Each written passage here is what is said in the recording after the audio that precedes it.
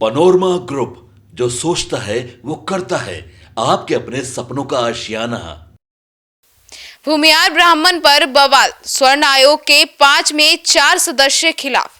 नमस्कार, आप देख रहे हैं सिटी पोस्ट लाइव। मैं हूं सृष्टि राज। सरकारी दस्तावेजों में भूमिहार जाति के लोगों को भूमिहार ब्राह्मण लिखने या नहीं लिखने पर स्वर्ण आयोग यानी उच्च जातियों के विकास के लिए राज्य आयोग के भीतर ही विवाद पैदा हो गया है। आयोग के 5 में से 4 सदस्य इसके खिलाफ है। इसी कारण 21 नवंबर और 8 दिसंबर को 2 बैठकों के होने के बाद भी आयोग कोई फैसला नहीं ले पाया है। अब तीसरी बैठक में भी अगला फैसला नहीं हुआ तो आपको बता दें, आयोग के पाले से निकलकर राज्य सरकार के हवाले हो जाएगी यह पूरा फैसला। तो आइए विस्तार में जानते हैं इस पूरे मामले के बारे में चीफ एडिटर श्रीकांत पितूर सर से। सर, भूमिहार ब्राह्मण का क्या मामला है? भूमिहार ब्राह्मण का क्या मामला है? तो यही मामला है। भूमिहार चाहते हैं कि उनके टाइटल में भूमिहार ब्राह्मण लिखा जाए, केवल भूमिहार नहीं लिखा जाए। और सामान्य प्रशासन विभाग के संयुक्त सचिव की ओर से 10 अक्टूबर को स्वर्ण आयोग को एक पत्र भेजकर मार्गदर्शन मांगा गया था कि सरकारी दस्तावेजों में भूमिहार जाति को भूमिहार ब्राह्मण लिखा जाए या नहीं। राज्य सरकार के पत्र के बाद आयोग ने इसकी मांग करने वालों से सबूत मांगा। कहा कि सबूत लाइए। इसके अलावा भूमिहार के बदले भूमिहार ब्राह्मण लिखने का विरोध करने वालों से भी आयोग ने साक्ष्य जमा करने के लिए कहा। तो अब दोनों तरफ से अपनी दलीलें दी जा रही हैं कि भूमिहार को क्यों भूमिहार ही कहा जाना चाहिए, क्यों भूमिहार ब्राह्मण नहीं कहा जाना चाहिए। तो आयोग तो फरियाद नहीं पाया है। आयोग के 4 सदस्य तो भूमिहार ब्राह्मण लिखने के पक्ष में नहीं है। केवल एक व्यक्ति, एक सदस्य हैं। और आयोग के अध्यक्ष भी जो हैं वो भूमिहार समाज से ही आते हैं। तो फैसला लेंगे तो सवाल भी उठेगा। तो क्योंकि 4 लोग मुखालफत कर रहे हैं, तो अब सरकार ने तो पाले में फेंक दिया है गेंद स्वर्ण आयोग के कि आप भी तय करो।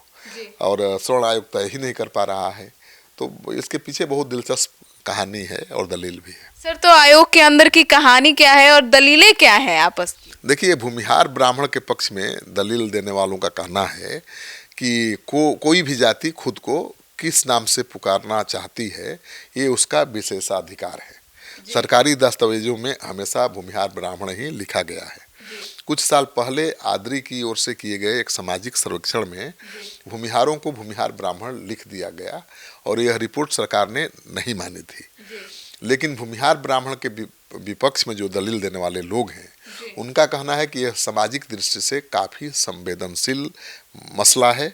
भूमिहार जाति के लोग ही इसके एकमात्र पक्ष नहीं हैं, इसलिए बाकी पक्षों का भी ख्याल रखा जाना चाहिए।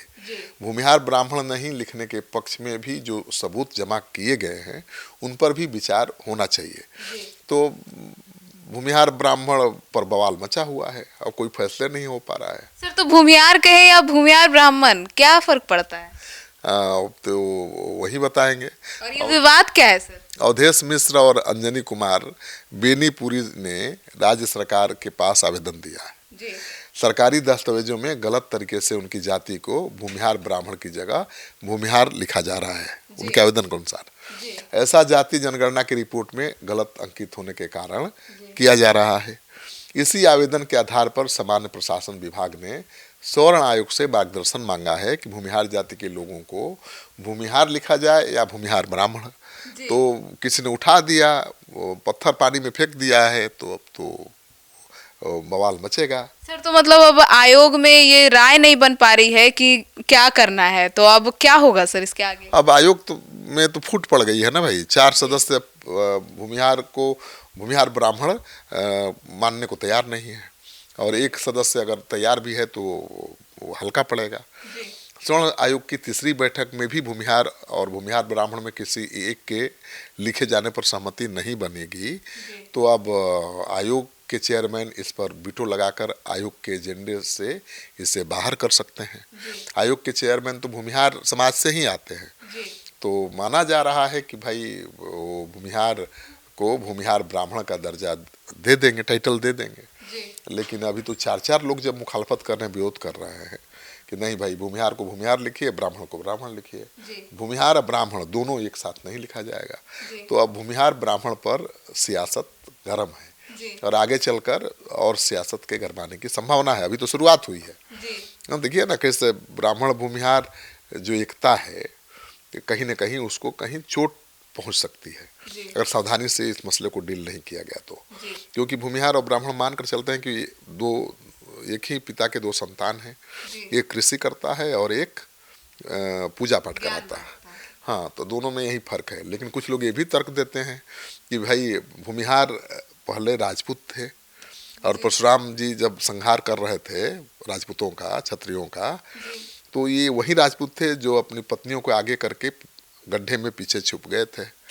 तो पत्नियों के आगे आने पर परशुराम ने माफी दे दी थी और तब वो जो क्षत्रिय थे ब्राह्मण का वेश धारण करके परशुराम के सामने आए थे, तो वो भूमिहार हो गए। कई कहानियां हैं लेकिन कौन कहानी प्रमाणिक है ये कहना बड़ा मुश्किल है। तो कोई कह रहा है कि भूमिहार राजपूत के बहुत करीब है, तो कोई कह रहा है कि भूमिहार ब्राह्मण का ही एक सगा भाई है। अब कैसे सुलझाएंगे स्वर्ण आयोग के चेयरमैन, ये देखना दिलचस्प होगा, क्योंकि बड़े समझदार भूमिहार हैं वो और बहुत संवेदनशील भी हैं। तो मुझे लगता है कोई ना कोई रास्ता वो निकालेंगे। तो सुना आपने हमारे इस डिबेट को। तो अब भूमिहार और भूमिहार ब्राह्मण को लेकर आपकी क्या राय है, कमेंट सेक्शन में जरूर बताइएगा। धन्यवाद।